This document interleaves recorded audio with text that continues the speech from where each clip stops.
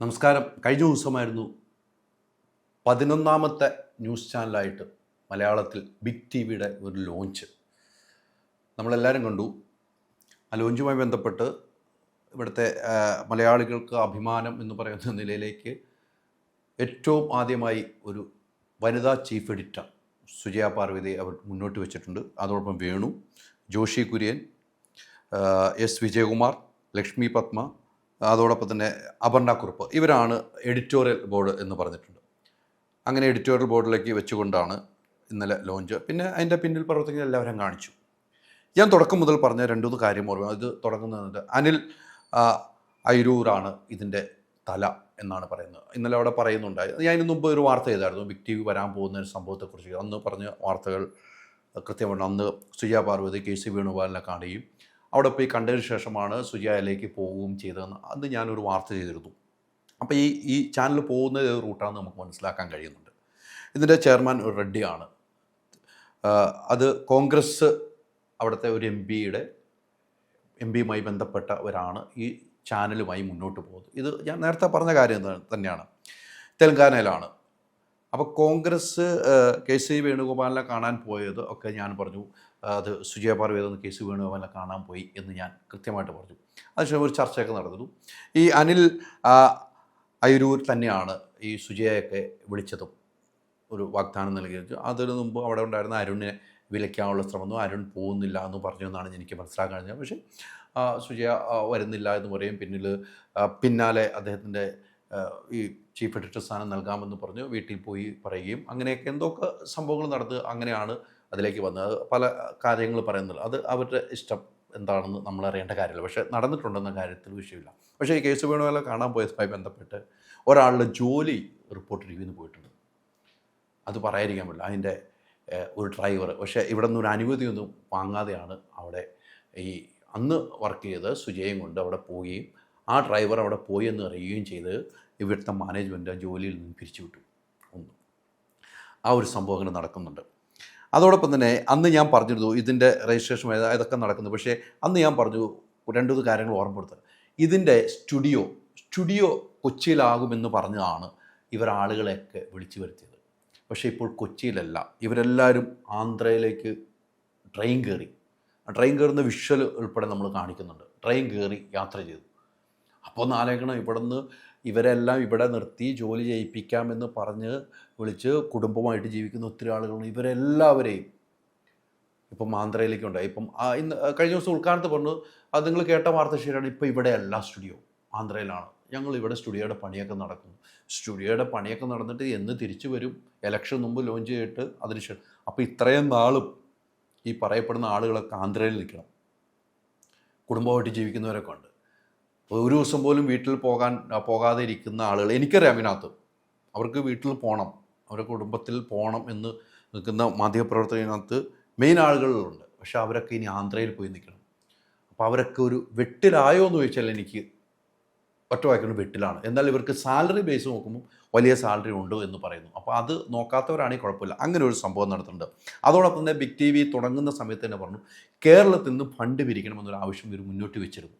കേരളത്തിൽ നിന്ന് ഫണ്ട് പിരിക്കണം എന്നൊരാവശ്യം മുന്നോട്ട് വെച്ചെടുത്തു. അത് ഏഞ്ചൽ ഫണ്ടിങ് എന്നാണ് അതിൻ്റെ പേര്. അത് അനിലിൻ്റെ അടുത്ത് കൃത്യമായി നിങ്ങൾ കേരളത്തിൽ ഫണ്ട് പിരിച്ച് ഞങ്ങളെല്ലാം തരാം, ലൈസൻസ് തരാം, ഞങ്ങളുടെ എക്യുപ്മെൻറ്റ്സ് എല്ലാം തരാം, ഞങ്ങളുടെ ക്യാമറ എഡിറ്റിംഗ് മെഷീൻ എല്ലാം തരാം. അത് വെച്ച് നിങ്ങൾ ഇവിടെ സ്റ്റുഡിയോ തുടങ്ങണമെങ്കിൽ നിങ്ങൾ ഇവിടെ നിന്നൊരു ഫണ്ട് കണ്ടെത്തണം. ആ ഫണ്ട് പിരിവ് പല സ്ഥലങ്ങളും നടന്നതായിട്ട് അന്ന് ഞാൻ റിപ്പോർട്ട് ചെയ്ത സത്യസമയം ഞാൻ പല ആളുകളും അന്വേഷിച്ചു. ആ ഫണ്ട് പിരിവ് നടന്നിട്ടുണ്ടായിരുന്നു. പക്ഷേ ഫണ്ട് കിട്ടിയിട്ടില്ല. അങ്ങനെയാണ് ഇവർ അങ്ങോട്ട് പോയതെന്നാണ് എനിക്ക് മനസ്സിലാക്കാൻ കഴിയുന്നത്.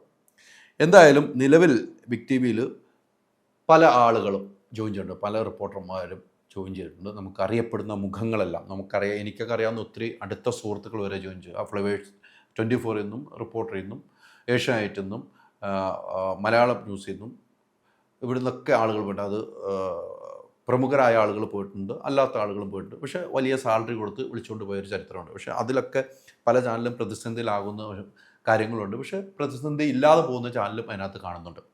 പക്ഷേ ഇതുമായി ബന്ധപ്പെട്ട് വേറൊരു കാര്യം കൂടെ എനിക്കറിയാൻ കഴിഞ്ഞത്, കഴിഞ്ഞ ദിവസം ലോഞ്ചിങ് സമയത്ത് ഈ ചീഫ് എഡിറ്റർ എന്ന് പറയുന്ന ഒരു റിപ്പോർട്ടർ ടി വിയിൽ നിന്നും ഒരു സംഭവം ബന്ധപ്പെട്ട് ഒരാളുടെ ജോലി പോയിട്ടുണ്ട്. അവിടുത്തെ മേക്കപ്പ് മാൻ്റെ ജോലി നഷ്ടപ്പെട്ടിട്ടുണ്ട്. റിപ്പോർട്ട് ടിവിയിലെ മേക്കപ്പ് മാൻ്റെ ജോലി നഷ്ടപ്പെട്ട ചരിത്രം എന്താണെന്ന് മറ്റുള്ളവർ അന്വേഷിച്ചാൽ കണ്ടെത്താൻ പറ്റും. അത് ഒരു നിസ്സാര കേസല്ല, വലിയ കേസ് തന്നെയാണ്. മേക്കപ്പ് മാൻ്റെ ജോലി നഷ്ടപ്പെട്ടു. അത് ഈ പറയുന്ന പോലെ ഈ ലോഞ്ചിൻ്റെ സമയത്ത് ഒരു പ്രമുഖ ആൾക്ക് ഒരു സാരി, അവിടെ ഉണ്ടായിരുന്ന സാരി എത്തിച്ചു കൊടുത്ത് മേക്കപ്പ് ചെയ്യാൻ അദ്ദേഹം ഇവിടുന്ന് ലീവ് എടുത്ത് പോയി. അത് കൃത്യമായി കണ്ടെത്തി, മാനേജ്മെൻറ്റ് കണ്ടെത്തി. അദ്ദേഹത്തിന് ചോദിച്ചപ്പോൾ അദ്ദേഹം സത്യം പറഞ്ഞ് അദ്ദേഹത്തിന് ജോലി നഷ്ടപ്പെട്ടിരിക്കുന്നു. അങ്ങനെ ഒരു ബിഗ് ടി വി, ഒരു മലയാളത്തിൽ 11ാമത്തെ ചാനൽ, ഒത്തിരി പ്രതീക്ഷ ആളുകൾ അവർ ഇന്നലത്തെ അവിടെ ഉണ്ടായിരുന്ന ഓൺലൈൻകാർ കുറച്ച് പേരെ വിളിച്ചുകൊണ്ട് മാധ്യമങ്ങളിലുള്ള ചോദ്യം എന്ന നിലയിലേക്ക് അവിടെ ചോദ്യങ്ങൾ ചോദിക്കുന്നുണ്ട്. അപ്പോൾ പല ചോദ്യങ്ങളും ചോദിച്ചപ്പോൾ അവരുടെ മറുപടി കേൾക്കാനും ചോദ്യങ്ങൾ കേൾക്കാനും നമ്മൾ കണ്ടിരുന്നു. പക്ഷേ അവർ പറഞ്ഞത് നമുക്ക് റേറ്റിങ്ങിലൊന്നും നമുക്ക് വിശ്വാസമില്ല, അതൊന്നുമല്ല, ഞങ്ങൾ വർക്ക് ചെയ്ത് കാണിക്കും, പിന്നെ ഒരു പക്ഷപാതവും ഉണ്ടാവില്ല. അവിടുത്തെ ചീഫ് എഡിറ്റർ പറഞ്ഞ ഒരു പോയിന്റ്, ഇടതിൻ്റെയോ വലതിൻ്റെയോ പക്ഷം പിടിക്കില്ല. അപ്പോൾ വേറെ സംഭവമുണ്ട്, BJP എന്ന് പറഞ്ഞിട്ടില്ല, ഇടതോ വലതോ പക്ഷം പിടിക്കില്ല. BJP എന്ന് മുദ്ര കുത്തിയ ആളാണ് സുജയ. ഇവിടെ ഇരുന്ന് ചർച്ച നടന്നപ്പോൾ ഒരു BJP പാളയമാണ് എന്ന് നമ്മൾ കണ്ടാണ് ചർച്ച നടന്നപ്പോൾ റിപ്പോർട്ട് ടി വി ഇരുന്നു. അപ്പം ഇടതിനോ വലതിനോ ഞങ്ങളെ പക്ഷം പിടിക്കില്ല എന്ന്. പക്ഷേ കോൺഗ്രസ് നേതൃത്വത്തിലുള്ള ചാനൽ എന്തായി തീരുമെന്ന് കാത്തിരുന്ന് കാണാം. ചാനലുകൾ ഇങ്ങനെ കൂണുപോലെ മുളച്ചു വരികയാണ്. അതോടൊപ്പം തന്നെ ഓൺലൈനുമുണ്ട്. എന്തായാലും ഇന്നലത്തെ കഴിഞ്ഞ ദിവസത്തെ ലോഞ്ചിന് ശേഷം പല കഥകളും വരുന്നുണ്ട്. ഈ കേട്ട കഥകൾ സത്യസന്ധമായി അന്വേഷിച്ചപ്പോഴാണ് ഈ കഥകൾ വരുന്നത്. പക്ഷേ ഇവരെല്ലാം ഒരു ട്രെയിനിൽ കയറി യാത്ര ചെയ്യുന്ന വീഡിയോ വന്നപ്പോഴാണ് ഞാനത് കൂടുതൽ വിശ്വസിച്ചത്. അവർക്ക് ഇത്രയും വലിയൊരു ടീമൊക്കെയാണ് ഒരു ഫ്ലൈറ്റിലൊക്കെ എങ്കിലും യാത്ര ചെയ്യാമായിരുന്നു. വലിയ സ്ഥാനത്തിരിക്കുന്നവരൊക്കെയാണ് ഫ്ലൈറ്റിലേക്കും യാത്ര ചെയ്ത് പോകുന്നതായിരുന്നു നമ്മളൊക്കെ പ്രതീക്ഷിച്ചത്. ട്രെയിനിൽ പോയി അതെന്താണെന്നറിയില്ല. നമുക്ക് കാത്തിരുന്ന് കാണാം ബിഗ് ടിവിയുടെ പ്രവർത്തനം ഇനി എങ്ങനെയാണ്. രാഷ്ട്രീയത്തിന് ചായവില്ല എന്ന് പറഞ്ഞാൽ രാഷ്ട്രീയത്തിന് ചായ കൊണ്ടുവന്ന് കാത്തിരുന്ന് കാണാം. ഇവരുടെ വാർത്തകൾ വന്നതിന് ശേഷം നമുക്കത് പറയാൻ പറ്റും. പക്ഷേ ഇതിൻ്റെ ഉള്ളിൽ നടന്ന കളികൾ മാത്രമാണ് ഞാനിപ്പോൾ പ്രേക്ഷകരുടെ മുമ്പിലേക്ക് എത്തിച്ചേരുക. എന്തായാലും കാത്തിരിക്കാം. സുജയെ പോലെയുള്ള ഒരു ചീഫ് എഡിറ്റർ, വനിതാ ചീഫ് എഡിറ്റർ, അത് സമൂഹത്തിൽ ചർച്ച ചെയ്യപ്പെടും. ഒരു വനിതാ ചീഫ് എഡിറ്റർ ആദ്യമായിട്ടാണ് ഉണ്ടാകുന്നത് എന്ന കാര്യത്തിൽ ഒരു സംശയമില്ല. അതിലും കൂടുതൽ എക്സ്പീരിയൻസ് ഉള്ള ആളുകളൊക്കെ അവിടെ ഉണ്ടായിട്ടും ഒരു വനിതാ ചീഫ് എഡിറ്ററിനെ വെച്ചതിൻ്റെ ഉദ്ദേശ ലക്ഷ്യവും എന്താണെന്ന് നമുക്ക് കൃത്യമായിട്ട് പറയും. പക്ഷേ വനിതാ ചീഫ് എഡിറ്റർ എന്ന് പറയുന്ന സ്ഥാനം വലുതാണ്. അത് വനിതകളിലുള്ള ഒരു ആദരവാണ്.